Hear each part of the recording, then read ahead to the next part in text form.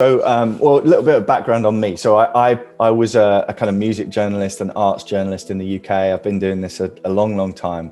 And in 2003, I went freelance and kind of moved to Texas. So I fell in love with Austin, actually covering South by Southwest for many years, and decided I want to kind of live there. And then I met my now wife, and it kind of made sense to go and spend a year she's there. American. Yeah, she's from Dallas. Yeah.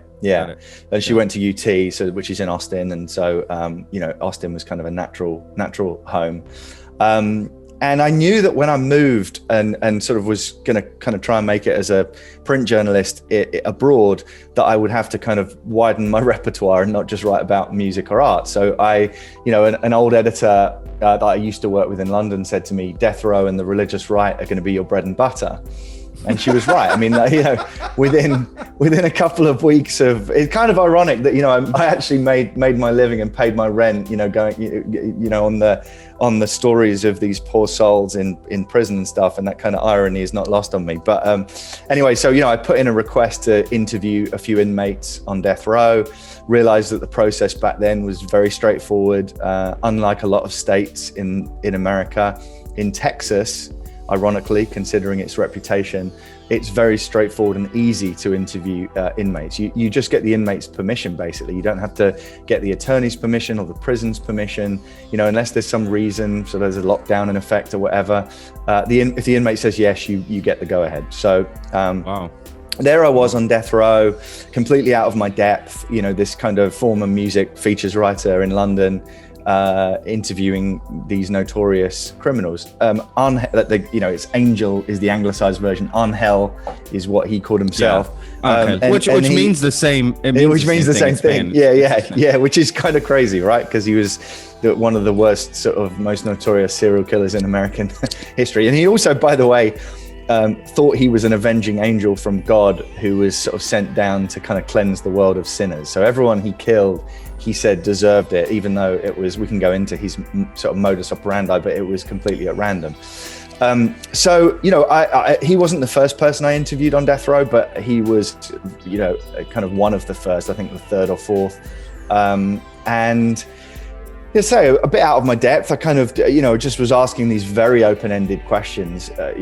Looking back, I don't think now, 20-something years on, I would have, or 16, 17 years on, I would have asked the same sorts of naive questions, like, how many more people did you kill? Can you tell me some details about that? I probably would have asked him specifics about the sort of minutiae of his case, which,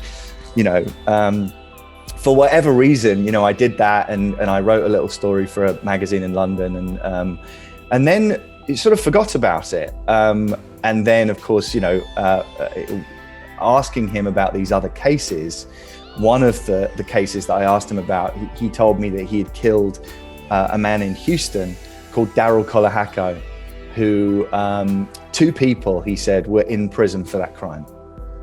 Now, I talked about that in my story. I realized later on that the Associated Press had done something on this as well. So this wasn't kind of unique to my interview. But nothing had been done about these 2 people in prison. So they were still in prison for, ostensibly for this murder that this serial killer had committed. I did my bit. I wrote my story. I moved back to London. Shortly after that, I've been back and forth across the pond a number of times over the last, God knows how many years. And sort of, I felt like I told my story and did what I could have done, and nothing happened. He was executed in 2007. And, that was the next time I kind of thought about it and thought again about these people. I started writing, by the way, to this woman, Diamantina Colahacco, in prison. She was in prison for organizing the murder of her husband, Daryl. In, I think it was 1998.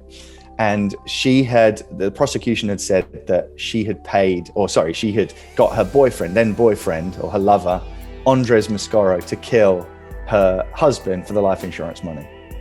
Well, I feel like I've heard that story, Yeah. Right? Yeah, this is a tried and tested. But that's so crazy. God, yeah. Crazy. So long story short, I moved back to the States in 2015. I found the cassette tape again of this interview that I had done with Angel. And there again was his confession, and I realized that these two people were still in prison. So that's sort of the bare bones of why we decided to do the podcast. It was like a holy shit moment. These people are still in prison for his crime the serial killer said he committed, and really nothing has happened.